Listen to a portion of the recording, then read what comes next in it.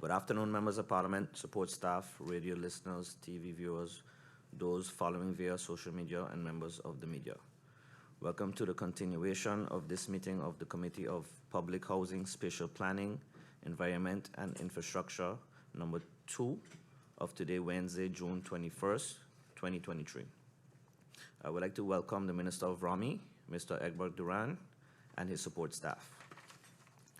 We have a establishment of 6 factions. Please stand for a moment of silence. Thank you.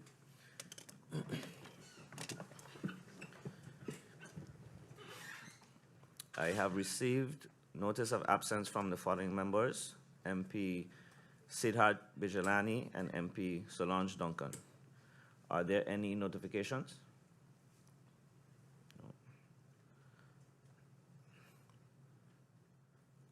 This agenda point for today's meeting is presentation of Spatial Development Strategy, IS 017, 2022 to 2023, dated September 15th, 2022. We now go over the agenda point.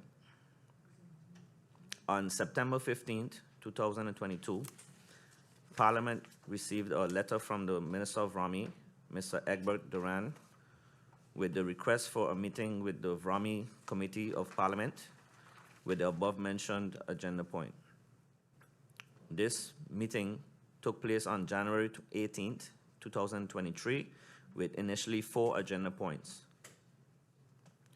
During the meeting, a proposal to merge all agenda points into one agenda point was approved. After a presentation by the Minister of Cvromi, Mr. Egbert Duran, members of Parliament were given an opportunity to pose questions to the Minister.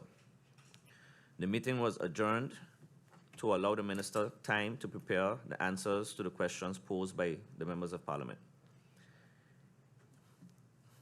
It is good to note that this meeting was scheduled to continue on April 19th, 2023, and again on May 5th, 2023, but could not take place due to a lack of quorum. Today, the Minister of Cvromi has returned to Parliament to provide answers to the questions posed by members of Parliament. At this time, I will now give the floor to the Minister of Public Housing, Spatial Planning, Environment, and Infrastructure, Mr. Egbert Duran, for his opening remarks and to provide the answers to the questions posed by the members of Parliament during the meeting of January 18th, 2023. Minister, you may have the floor.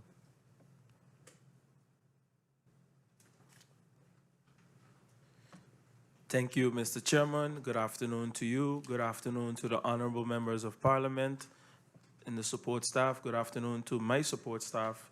To my right, Ms. Narain of the Policy Department. To my left, Ms. Rodriguez of the Cabinet support staff. And a special good afternoon to the people of St. Martin. Mr. Chairman, as I mentioned in the introduction meeting of this agenda point, it gives me great pleasure to present this years long of hard work from the ministry to the Member of Parliament and ultimately the people of St. Martin. With your indulgence, I'll delve right into the answering of the questions posed. I'll start with questions posed by MP Westcott Williams. Are there any actionable plans as a result of the Spatial Development Plan 2030? And is there any budget? What are the budget consequences for this actionable program? The following are priority plans in 2023 that is being carried out under the Spatial Development Strategy. The Building Code implementation, which is slated to be implemented on September 1st, 2023, and internal and external stakeholders meetings and trainings that took place in May of this year. The next point, the first issuance of domain land policy received legal advice from Legal Affairs and is pending adjustments by the Policy Department in collaboration with Domain Affairs Department. The Country Sewage Master Plan. The Country Sewage Master Plan 2030 has been finalized, and presently the ministry is in the process of allocating a multi-annual budget on the implementation of the CSMP 2022-2030.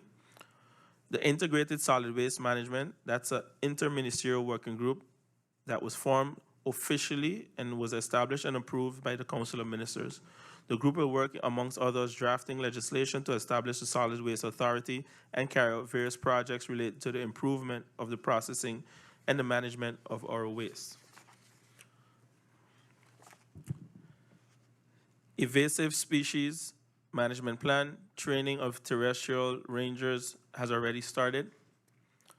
The protection of the terrestrial and marine areas, currently drafting legislation, namely the LBHAM, to protect Little Key.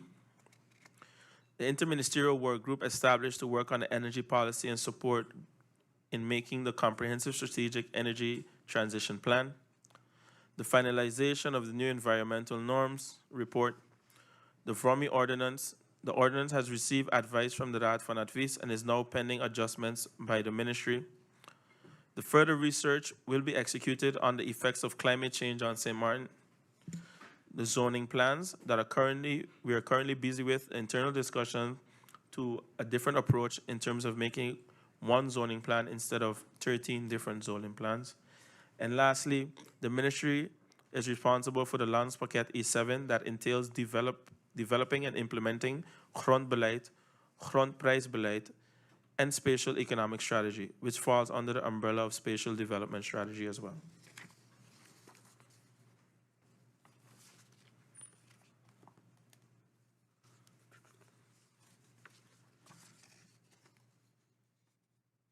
The Member of Parliament also asked, what about the cohesion of this policy with especially the Ministry of TIAT? Cohesion is exactly the purpose of the spatial development strategy, to make sure that the spatial vision for St. Martin is known and used as a framework for discussions and advising on spatial planning. Various ministries and semi-governmental institutions were involved in making this policy, it is the intention of the ministry to align the spatial development strategy with the plans of these stakeholder sessions. Sessions were held with the stakeholders to discuss the vision, the spatial implications, and the stakeholder plans for execution. This was then projected on the SDS map to confirm that all stakeholders are considered. In October of 2022, the first meeting between Cvromi and TIAT technical team was held to discuss how the two ministries can better collaborate in which specific areas, and the SDS served as a foundation base on which this meeting took place. Can the ministry per district give a status update with respect to the zoning plans? At present, the plans for Middle Region and Dutch Quarter are the closest to finalization, as we all know. It is our intention as a ministry to take a different approach by only establishing one zoning plan for the entire island. Having 13 separate zoning plans established by Parliament has proven to be almost impossible, which is why the plan is now to merge the 13 plans into one and continue the process of establishing it. This is no different than the island of Curacao, Aruba, Bonaire, and St. Eustatius, where there's only one zoning plan established. When is the intention to implement the bouwbesluit as the implementation of the building code to take place by landsbesluit? And what is the intention and views of the ministry with respect to putting that building code into effect by landsbesluit? When and what steps are being taken towards putting this into effect? The Ministry of Cvromi has planned an educational trajectory and implementation of the new building code, which took place in May of 2023, and the building code to go officially into effect on September 1st, as I just mentioned. What is the status with respect to the former Great Bay Hotel property, and did the ministry check on what's happening across the road where the hill is eroding? What has the minister done about that? The ministry issued a building permit to the developers to start. The start date of the construction is not yet known, as this has moved several times. Regarding the erosion of the hill, this property owner was granted additional meters of property to allow a proper reconstruction of the collapsed wall. The construction of this wall is now in progress. In connection with the question on the zoning plan and the preparation resolutions, has there ever been any official one drafted for Maho, Malabe, and Kupukwa area? If so, what is the status? Yes, a draft zoning plan for lowlands was made. However, the plan was not discussed with the residents. The zoning plan goes through a total of 3 public consultation rounds. The first two are set up Programma van Eisen and Voorontwerp, so a pre-draft, and the zoning plan in consultation with the residents. The third round is a public hearing whereby the Antwerp Ontwikkelingsplan zoning plan is presented and the public has the opportunity to object to the plan.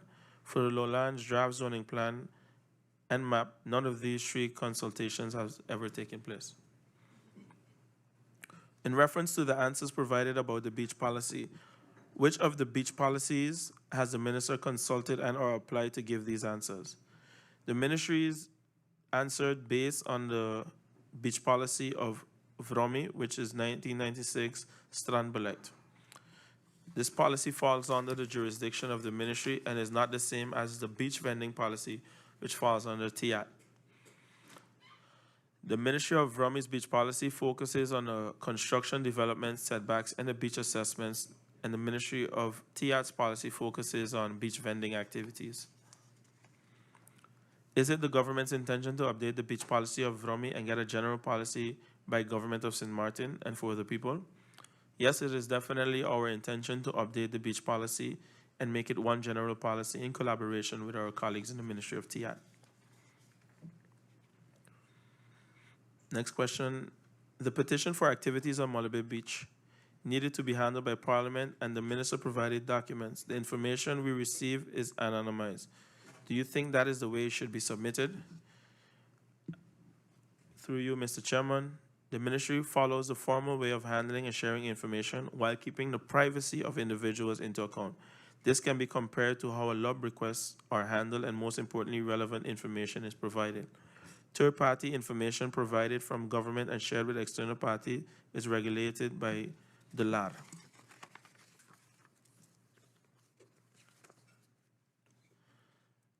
Mr. Chairman, through you, I move on to questions posed by MP Bryson. Clarify the process of a building permit request. When a building permit is requested, the process is as follows. An appointment is made online by the applicant. The request is received and booked in by the technical administrator. The technical administrator assigns the permit to an evaluator. The client then receives the processing fee invoice of 200 guilders, which is then paid. Once the payment has been made, the request is then forwarded to the Department of Inspection and, if necessary, to external departments such as Fire Department, Traffic or Maritime Department. Moreover, any other department that is deemed essential based on the advice provided from any one of those aforementioned departments. During that period, the request is then evaluated by the Department of Permits to ensure all construction drawings presented meets the requirements of the applicable ordinance and policies. If corrections are needed, a letter addressing those corrections is sent to the applicant. When corrections are received, the Department of Permit conducts a second round evaluation, which is then done by a senior evaluator. Once all regulations are adhered to, a subsequent positive advice is drafted for permits as well as the invoice reflecting the permit fee.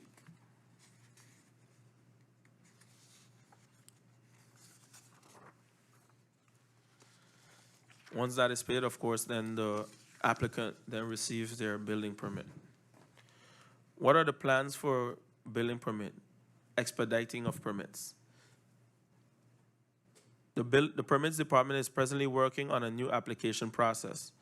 It is the intent of the department to take the application and evaluation process fully digital within the first, well, we are already past that, but within the second quarter then, the coming months of 2023.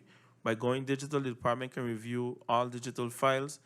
Applicants will be able to upload files digitally, which also decreases the possibilities of submitting a request which contains missing documentation. The objective is to work more efficiently by using digital templates for correspondence between department and applicant. The department will also launch a registration of architects and engineers. This will improve the quality of submitted work and allow the department to fast-track submissions from architects that are registered within the ministry and proven to be knowledgeable of the ordinances and policy of the ministry. This also ties into the new building code that was recently, we had a training that was held, and will ultimately serve to better work out these building permits. Is this also something based on the fact that you have an overall strategy if someone submits a permit It's easy to see that it is in line with the strategy. What mechanism would be in place that looks at Article 22 to give a conditional permit? Article 22 states a decision to grant a conditional permit or to refuse in whole or part motivated can only be based on predefined circumstances. Article 22 of the building ordinance regulates the denial and approval grounds for building permits. The spatial development strategy is not a document based on which the building permits can be denied. The strategy, however, will take into consideration when advising on new developments. The use of conditional permits. Does the minister see it being something that can help making it in line with the development strategy? Yes, a permit granted under these conditions can promote good development and ensure that the developers go the extra mile, which can in turn provide benefits which are in line with the development strategy. Based on Article 10, in the case of buildings of a simple nature and in special cases, the minister may grant a total or partial conditional exemption from compliance with one or more provisions of this regulation. A corresponding exemption in respect to certain areas can be designated and shall be made by decree of the land containing general measures. Next question posed through you, Mr. Chairman, to the Honorable Member of Parliament. Does the minister have a plan to publicize, not just locally, but wherever possible, to potential development firms? The spatial development strategy is widely available on our website for downloading and will be used in future in advising in discussions, requests on new spatial plans and or developments on St. Martin. What does the minister have in mind to share the spatial development strategy more on a commercial side of things? The strategy provides economic proposals on how the commercial sector can improve and where it is still space to expand in a substantial manner. It is Cvromi's intention to further work out these proposals with various stakeholders in action plans and in more specific policies in the near future. The limited amount of land. Can the minister expound on possibility or vision on building up instead of horizontally? While the spatial development strategy and the draft zoning plan both recognize the need for going up, especially on flat land to preserve our green hills. However, this should always be approached holistically, meaning not that only look at the commercial economic side of a high rise, but also the social environmental effects of building higher in some areas. In some areas, it is also possible, preferable to go higher, and in some areas, it is not desired. Building higher should always go hand in hand with preserving, enhancing the quality of the surrounding space, meaning the important questions are, is there sufficient open space around the building so that there's no crowded feeling? Is there sufficient greenery around it? Is there enough room for parking? Are there access roads to sufficient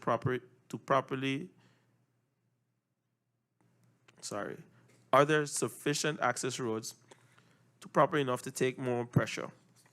Will the surrounding area be able to take on an increase of traffic, for instance? All these things need to be taken into account so that we do things in a responsible manner. The next question posed by MP Bryson through you, Mr. Chairman. Do we envision more high-rise buildings in the future? What would the process be and what can be done to make it attractive and easy for people to start applying for permits? And has that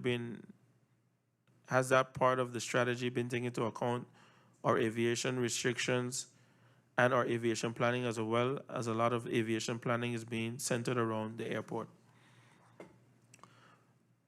Part of this question was answered in my previous response. However, in regards to aviation restrictions for the area around the airport, the draft zoning plan take these restrictions into account. The height restrictions are projected on the zoning plan maps as well. In addition, if there's any proposal for a tall building in the vicinity of the airport, approval from the St. Martin Civil Aviation Association is required. I move on to questions posed by MP DeWeaver. In regards to coastline erosion, how are we going to sort of bring that to the forefront so that we can adapt? Interns from VU Amsterdam recently conducted research into the possible future climate change scenarios for St. Martin, taking into consideration the sea level rise, the rain, and the wind. This provided maps of possible coastal flooding and assessments of the damages in our built environment up to 2050. Project Corena has been developed for the funding through the Resembed program. This project would gather coastal, marine, and terrestrial biodiversity data, conduct a coastal risk and vulnerability assessment, and provide input into for national coastline adaptation and management plans.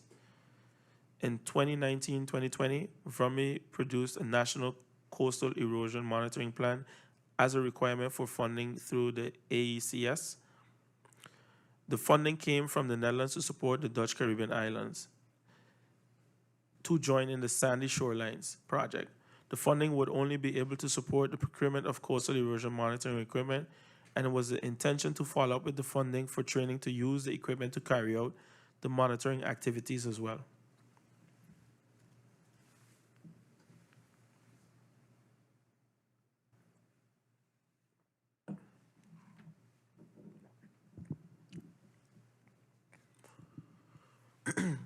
Following the COVID-19 pandemic, there has been no update on the potential training.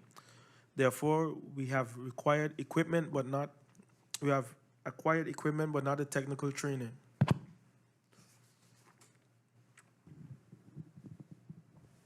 Thank you, Minister. You continue? Okay.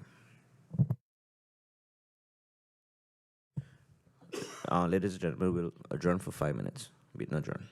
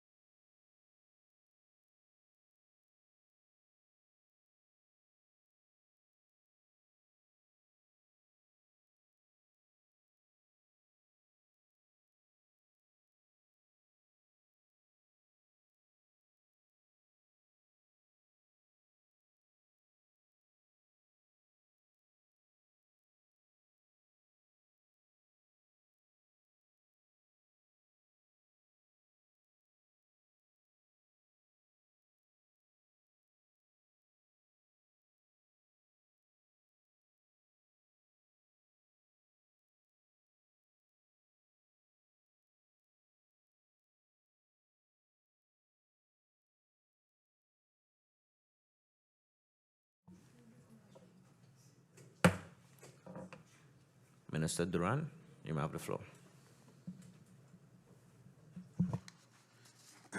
Thank you, Mr. Chairman. I move on with questions posed by MP DeWeaver. We want to protect the environment. What are the current plans to have this realized? The ministry is currently working on the following: the protection of Little Key, continued enforcement of Article 28A in the zoning ordinance to require a civil works permit, the implementation of environmental norms, working towards establishing of a solid waste authority that will be in charge of, amongst others, implementing waste levies and implementing sustainable methods of processing waste. Several goals for nature are outlined in the Nature Policy Plan 25, which have been formed also based on the SDGs and global biodiversity frameworks relevant to St. Martin. The goal for at least one terrestrial nature park, one additional Ramsar recognized wetland, and expanding to the marine environment protected up to 15% and up, and 30% by 2030. Little Key Nature Park will add up to 15% marine protected area target. Are there still plans to develop the Little Bay Pond close to Cahill Bel Air area? If there is a plan, how does this fall in line with improved infrastructure? Yes, there is plans to develop the area. The plan went through a lengthy process of assessing and adjusting in order to make it in line with our views, policies, and legislation. There are no plans on improving the infrastructure for this development, as the infrastructure in the development in the area is of sufficient good quality. The specific aspects that will play a role in assessing and advising were to maintain easy public access to Little Bay Beach, maintain 50-meter beach mark setback, beautify the west side of the pond along the road, possibly with a walking path, and maintain the wren plant mangroves to a certain extent. Is our plan to protect certain areas of this island, at least what we have remaining? Are we going to, or at least what we have remaining? Article 28A gives the minister the authority to deny developments that have irreparable effect on nature and environment. Protection of Little Key, as I mentioned. Protect nature and environment, terrestrial and marine wetlands through the zoning plan and the hillside conservation.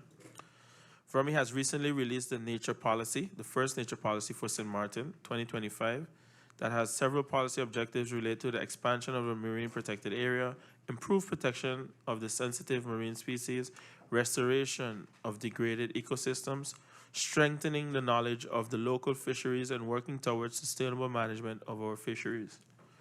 In terms of protected areas, the goal is to work towards at least one terrestrial nature park, as I mentioned.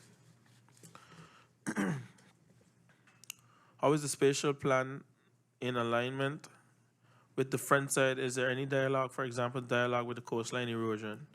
The spatial development strategy was not made in collaboration with the front side, but can and will be used as a framework for future collaborations. I move on to questions posed by MP Rumu.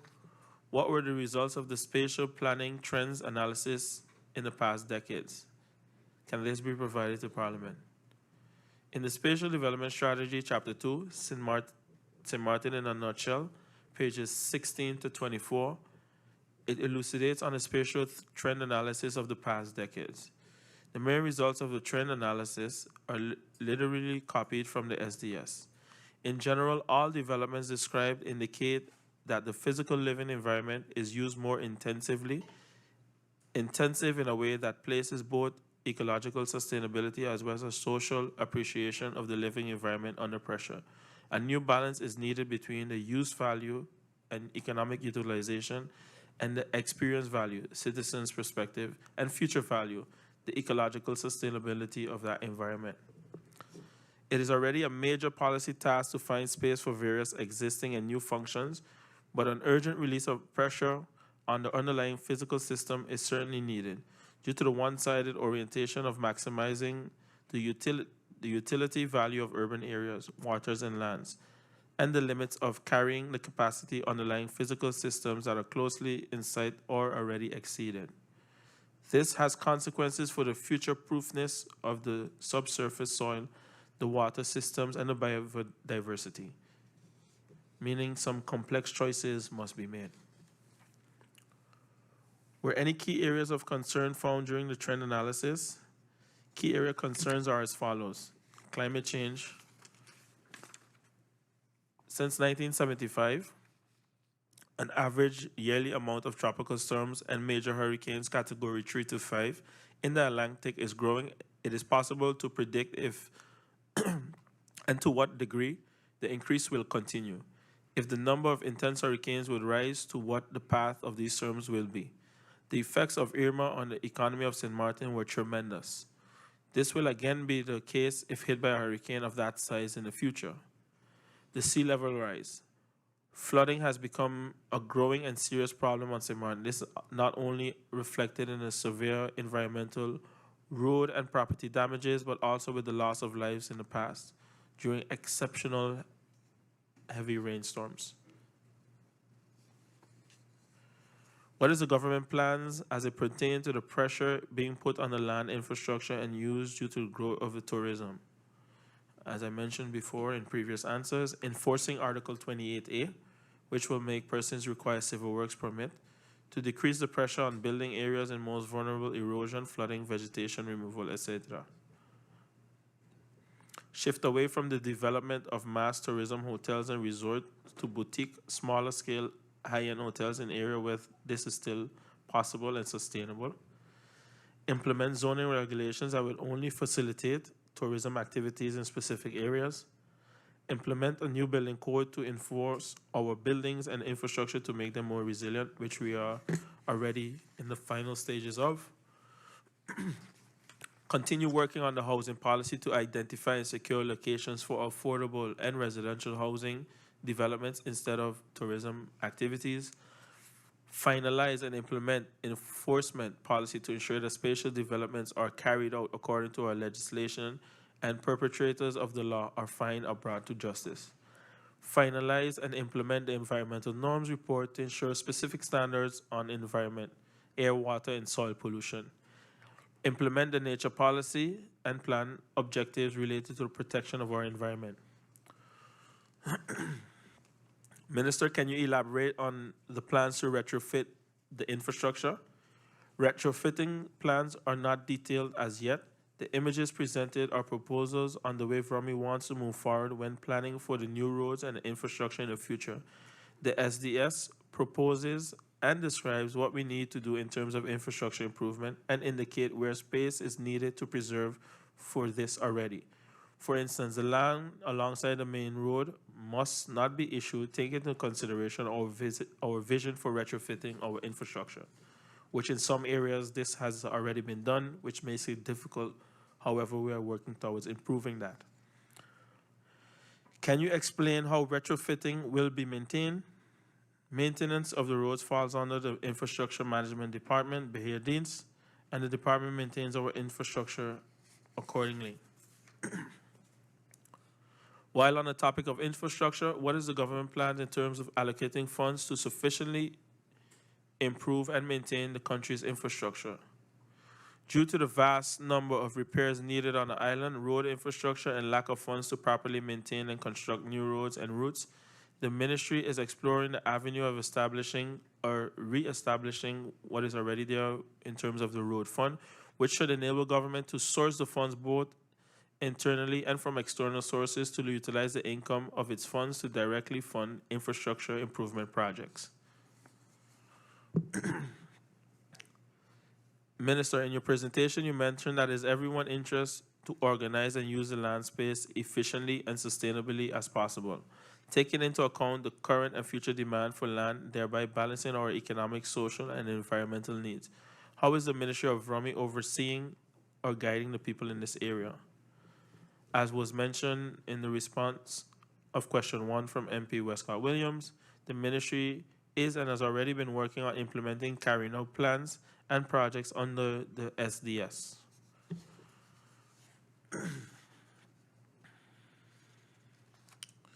I move on to questions posed by MP Arundel.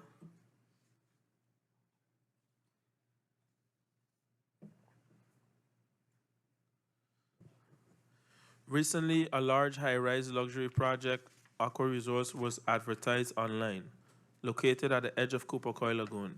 Can you shed some more light on the project as to how far it is in the terms of the development stage? The project that you're referring to in the District of Lowlands is in the early stage of its development. Will there be continued access to Coopercoy Beach, taking the zoning into consideration? Zoning plans will govern the development that are allowed in the area surrounding the beach. The beach in itself is protected by the Civil Code, making all beaches public.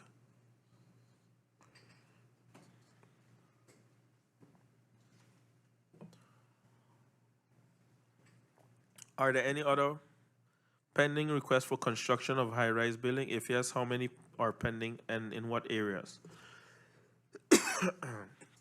Yes, the department is aware of pending requests for high-rise buildings in various areas, but also in the area of lowlands.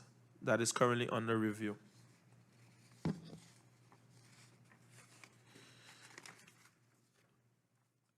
continue with the questions posed by MP Arundel. What are government's primary principles, rules in place of sustainable construction? The purpose of the new building code is to ensure a better quality of construction, making them more sustainable and resilient against natural disasters, and improving the utilization of the buildings as well. The new building code will be implemented in September of 2023, as I mentioned. Has any building permit request been submitted for the construction of a green building on the island as yet? No, the department is not aware of any requests for a green building to be constructed. I move on to, through you, Mr. Chairman, I move on to questions posed by your person. Is the Ministry of Cvromi Permits Department proposed to new permit requests for large projects to take alternative energy into consideration? The ministry always and has been a proponent of alternative energy and as such welcomes any development which promotes the use of clean energy sources. How does the building permit department work when it comes to applying for permits? This question was already answered extensively to MP Bryson. Is there a team in place to handle the backlog of permits and the reasons for more buildings being constructed faster?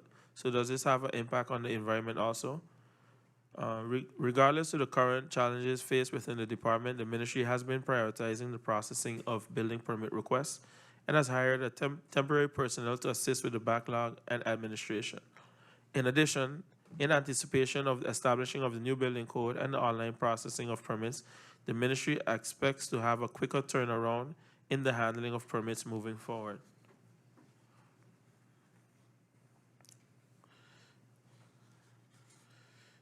Do you also have any consideration for the environment when signing off on permits? Yes, the environment is considered and can be further protected by means of a permit under conditions or a hindrance permit. What is the Ministry of Cvromi doing with the car wrecks? What is the program to keep cleaning up the car wrecks in the environment?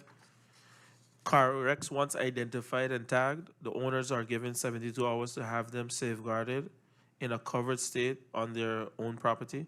Some car wrecks are removed immediately. Vehicles removed as part of the car wreck program are crushed and metal and recycled and shipped off island. Mr. Chairman, I believe that was all. I look forward to any clarification members of Parliament might have. I thank you for the opportunity. Thank you, Minister Duran.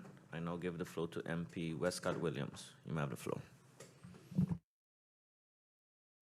And through you, my thanks to the Minister for the answers provided. Mr. Chairman, if the Minister could respond to the following in as far as he can at this moment. Mr. Chairman, I believe it was 2 years ago, if not more, that a budget amendment was presented and approved to assist the Nature Foundation, and in particular with a so-called monkey management project. Much has happened since then. The project was started. There is an agreement that the Ministry of Cvromi has with the Nature Foundation. And what I would like to know this afternoon, if the minister can tell us where things stand at this moment with the monkey management project being executed by Nature Foundation. If that information is not available directly, my request is that the minister requests this of the Nature Foundation and provides Parliament with that information. Secondly, can the minister elaborate on the status, if any, of the location called the Ring Road, and in particular, the vendors? What is the status? What is the status? What is the status of affairs where these persons are concerned? Some time ago, there was a big issue about relocating these persons and not relocating them. What is the status at this moment with respect to that area and the vendors who make use of that area? Mr. Chairman, the minister highlighted the responsibility of the ministry in the country package, E7, I believe it is, and one of the things being land policy, or grondbeleid. While the minister highlighted that particular measure, my question is, so how far are we with that measure in the country package? In connection with the response to my question regarding zoning plans in general and zoning of the Mullet Bay, Maho area, Kupakoy in particular, the following. Understanding that now the approach is that we will get one zoning plan for St. Martin. What is the time frame that is being looked at for this general zoning plan? Secondly, on that topic, the issue of there being a development plan, a draft development plan or zoning for the Mullet Bay, Maho, and Kupakoy area. My question is, so is this still going to be pursued, or since no hearings have taken place, it will not be pursued? Will this be put off until the general zoning plan for the country comes into play, or not? And if it is being put off, can the minister, if he has any information regarding the property in its entirety of Mullet Bay, is there any information considering the announcement by the central bank that they are looking for either buyers or developers of this area? Does the minister have any information where that is concerned? And can the minister express his view, his position, his take on the matter of expropriating this particular property? Is that possible? Is that likely? Can the minister just share his views? I don't want to, not I don't want to, but it is not necessary to provide me on the law for expropriation. I know of the law. I know exactly what steps need to be taken, but does the minister feel this is a feasible approach? The minister might recall that in addition to a motion which did pass in Parliament regarding asking the government to hold off on any action, asking the government to intervene with the central bank, requesting them to hold off on any action for, I believe it was 4 months, which according to me have passed in the meantime. But there was also a motion that did not make it, was not passed, and that had to do with asking the government to look into the possibility of expropriation. So I would like to know if the minister can give us his feeling on that. Mr. Chairman, as I continue, the minister responded, and let me explain where my question derived from, the next question that I will be addressing. And that was that when the minister provided the Parliament of St. Martin with information pertaining to permits for the Mullet Bay Beach, etc., it was anonymized. So in other words, redacted. And I asked whether this is a policy of government. In responding, the minister refers to things such as, or laws rather, not things, such as the LAR and the LOB, etc., etc. But I ask if the Council of Ministers as such has a policy, a guideline in terms of providing information to Parliament. Because I see where sometimes ministers, the only thing they wouldn't provide of persons when asked or nudged for information is the DNA of the person. And other times, it is redacted. So I want to know, is there a line? Like, no, we don't cross that line there. If it's about persons, we can. If it's about businesses, we can just give the name, whatever the case may be. So is there such a line? As I continue, since the reintroduction of Article 28A, can the minister inform what or how many requests for civil works have been submitted and how many have been granted? Recently in the media, in the local media, a request was made to owners of at least 2 buildings, derelict-looking buildings, let me say that way, to report to the Ministry of Cvromi. And my question is, what is this? What is the plan?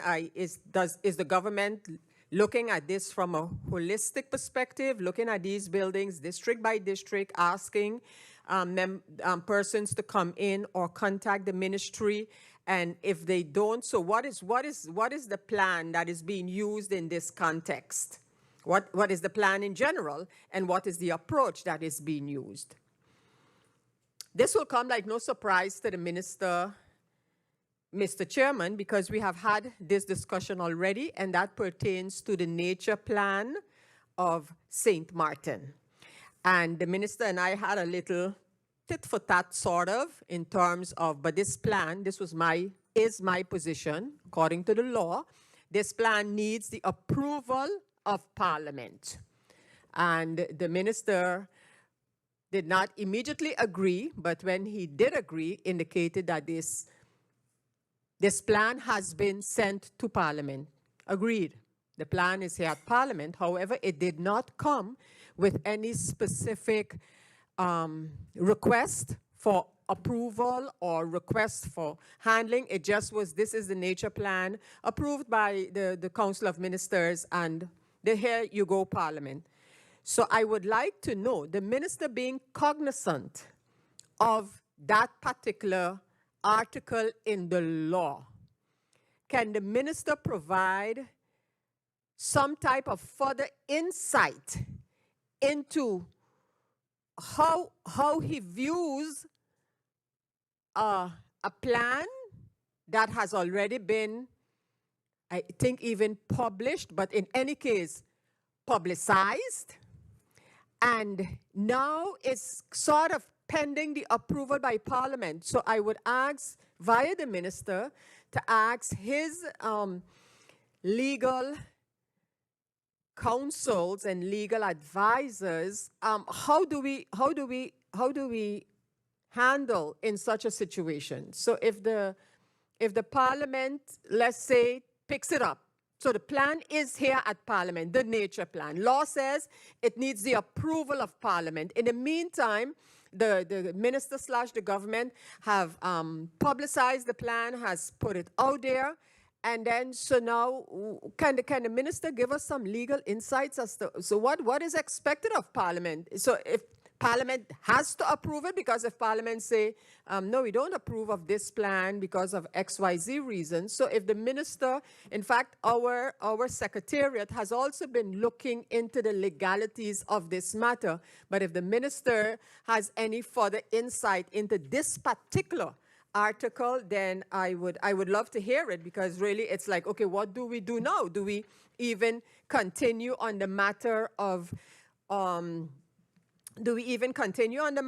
seeking approval of Parliament, or we just take it for notice? Does the minister have any further insights that could be helpful to Parliament in dealing with this matter? Mr. Chairman, I want to leave it here for now, and I look forward to receiving answers to those additional questions that I had. I thank you. Thank you, MP Westcott Williams. I now give the floor to MP Gomes. You may have the floor. Thank you, Mr. Chairman, and good afternoon to you, my colleagues, the Minister and his support staff. Minister, through you, Mr. Chairman, maybe I missed it. I didn't hear my name, but I'm not sure if you got to my questions. One regarding the whether or not the ministry was considering a moratorium on large-scale developments, similar to what Anguilla did, pending the confirmation then of this spatial development plan. And I did hear some mention of energy, because that was my next question. You mentioned rooftop panel usage, so I asked if there had been any communication with GB and what was their feedback, since grid connection has been something that they've said is a challenge. And I just wanted to know, because I didn't hear questions from MP Gomes. Thank you. Thank you, MP Gomes. I now give the floor to MP DeWeaver. You may have the floor. Thank you, Mr. Chairman. Good afternoon to you, to the minister and his support staff, viewing and listening public, as well as my colleagues here. Thank you for the answers, Minister. I just wanted to clarify the information that you gave me in terms of protection of Little Bay Pond, because I take note of the comment that you said that Little Bay Pond has a development pending, and that the mangroves, or red mangroves, I believe is what you referred to it as, are going to be protected to a certain extent.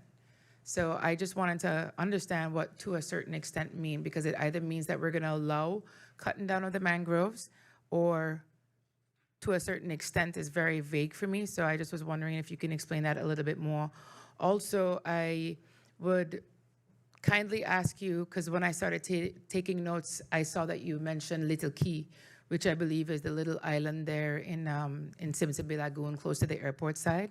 So I just wanted to, if you could just repeat, please, what you said about Little Key and what protection would be coming in for Little Bay Key, and related to which, whether it's plant life, animal life.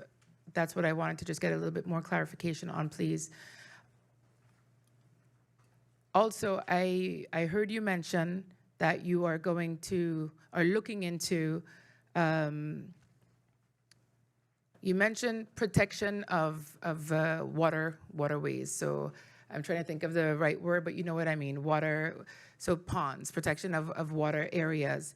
But when I heard you mention it, then you immediately went back to this, to a certain extent, protection. So when you talk about protecting ponds, or coastlines, I just want to know what exactly you mean by that. What would be done? Does that mean that we're going to tighten up controls around dumping sewage in it, or dumping chlorinated water in it from the public swimming pool? Or are you going to talk about protecting it because it's a nesting place for pelicans? I'm just trying to get a better idea what exactly, when we talk about in the general sense of protecting water, ponds or the beaches, what do you mean by that? What exactly do you mean by that?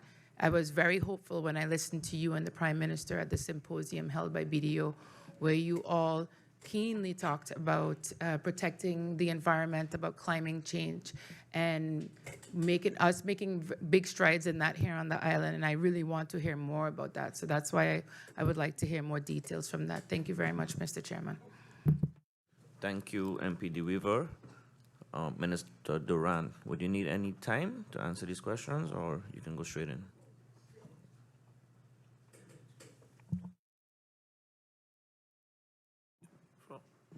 Thank you, Mr. Chairman. Thank you to the honorable members of parliament for the clarifications and additional questions posed.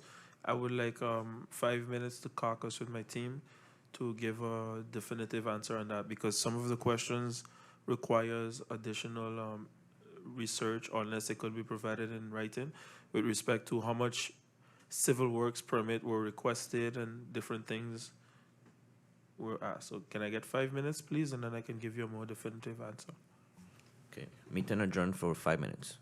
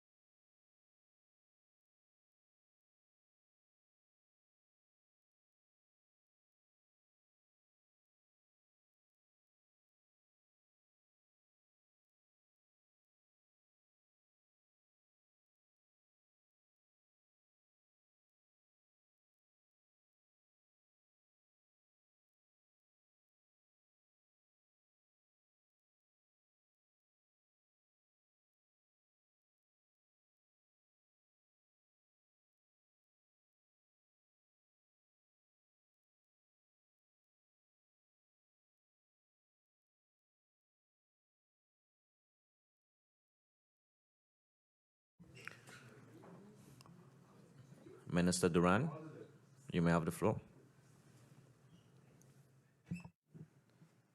Thank you, Mr. Chairman. After discussions with my team, there are some questions that I cannot answer on the spot. So my question to the members of parliament through you, would it be feasible to answer those simple clarifications now and the rest in writing, or that I return back to parliament to answer all? So those are the two options, Mr. Chairman. To the members of parliament, any agreements on his proposal? Okay, Minister Duran, so you may go answer the questions that you can.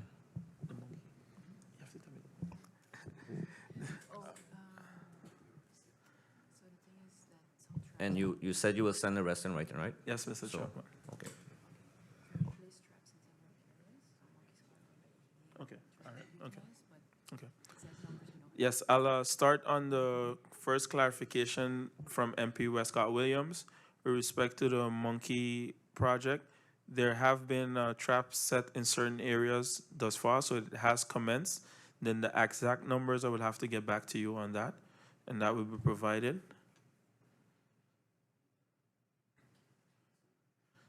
With respect to the location of the ring road and vendors, the status on the topic, I'm not sure exactly what clarification is being sought. What I know is that the persons are still there on the ring road, and those that are on land that belongs to the Chamber of Commerce, they have a private agreement that government is not privy to or part of.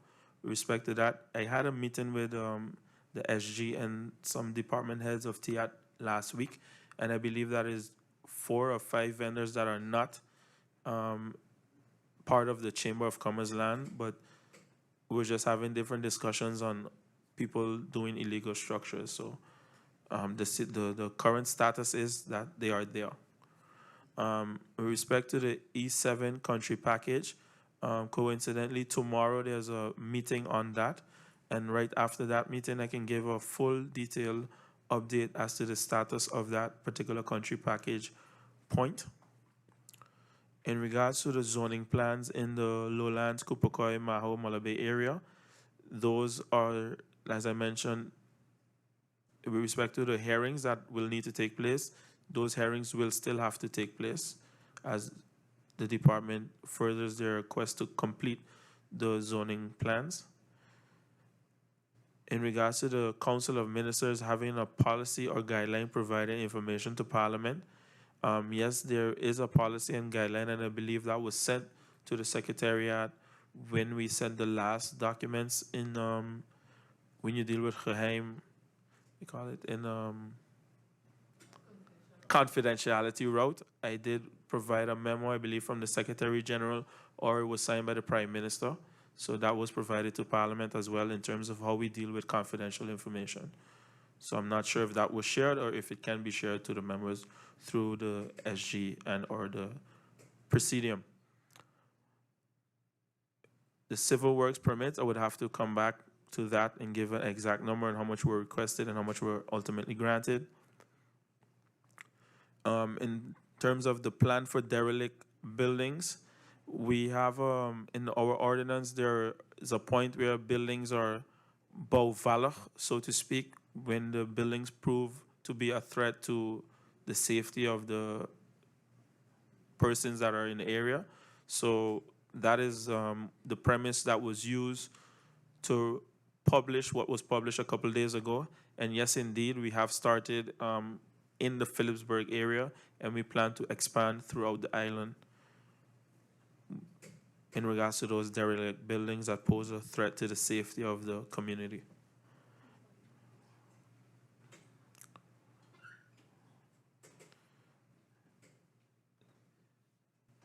I move on to clarification, last clarification from MP Westcott Williams. Can the minister provide further insight how he views a plan that has already been publicized, the nature policy? I will get back to you in writing once advice is given on that point, MP Westcott Williams, through you, Mr. Chairman. To MP Gums, through you, Mr. Chairman, a moratorium on large developments. No, there is not and there isn't any moratorium on large developments at this point, and that discussion hasn't taken place, at least not to my knowledge. With regards to the energy and GEBE, I would like to answer that question in writing, Mr. Chairman. I'll move on to clarifications posed from MP DeWeaver. I move on to clarification posed by MP DeWeaver. Protection of Little Bay Pond, Little Bay Pond. What does the protection to a certain extent mean concerning the mangroves? As not that I mentioned, as you all know, building permits for that property has been issued in the past, where there was even approvals back then to even fill in the Little Bay Pond. So therefore, as I mentioned, there was a lengthy process over a year, I think a year and a half, of deliberation with the Policy Department, Nature Foundation, the Permits Department, Infrastructure Management, with the developers to reach to the final stage of approval. In this case, in this permit that has been approved, there is no filling in of the pond.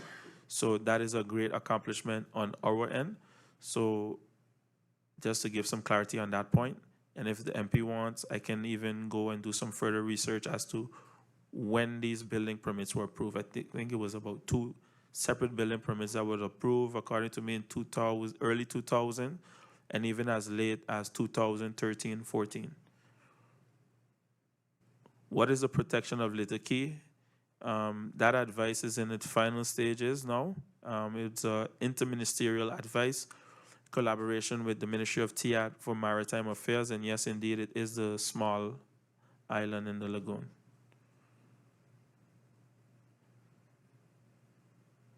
And to give a more elaborate answer on the protection of the waterways, I would like to provide that in writing as well, so that the members of Parliament can have a clear picture on government views in that regard. Mr. Chairman, I believe that I got all the clarification points and also indicated which ones will be provided in writing. And if I miss one, we'll just review the video and send those as well. Thank you. Thank you, Minister Duran. I now give the floor to MP Westcott Williams. You may have the floor. Thank you once again. Thank you once again, Mr. Chairman. Mr. Chairman, the Minister provided a few responses and also indicated that which of the matters that the questions that I posed, I will receive in writing. And so my question is, if the Minister has an idea when we will be getting these answers, when we could get them, that's one.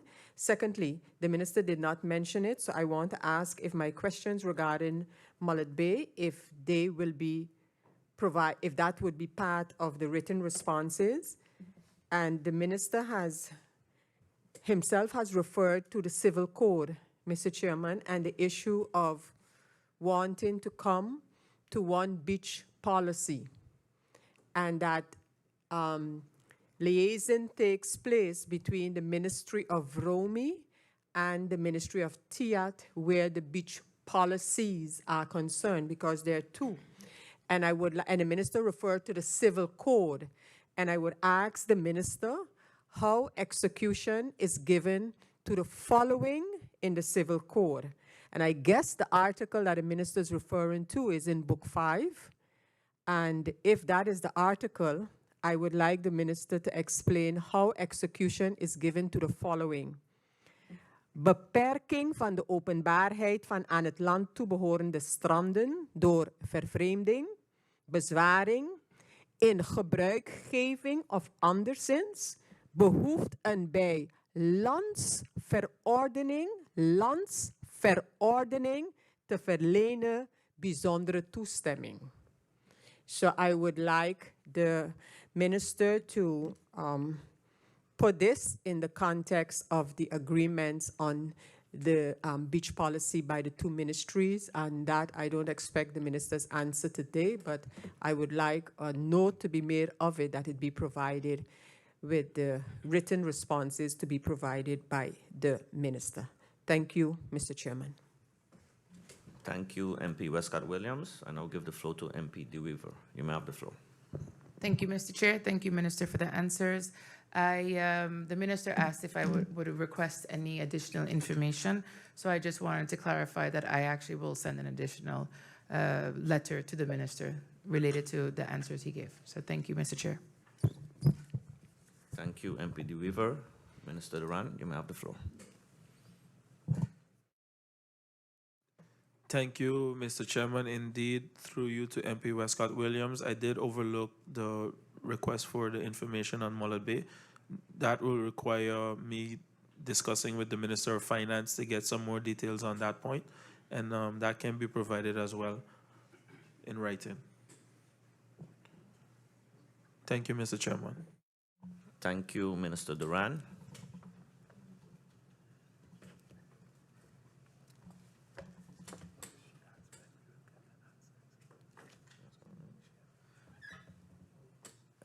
You may have the floor.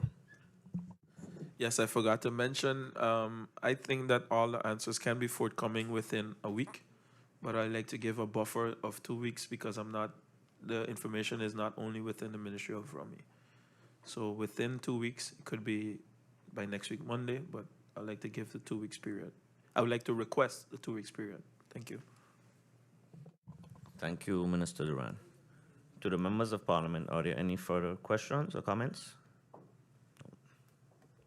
I would like to thank the Minister of Public Housing, Spatial Planning, Environment and Infrastructure, Mr. Egbert Duran, and his support staff for his presence here today and for providing the necessary information. Ladies and gentlemen, we have come to the end of this meeting. I thank you all for your participation.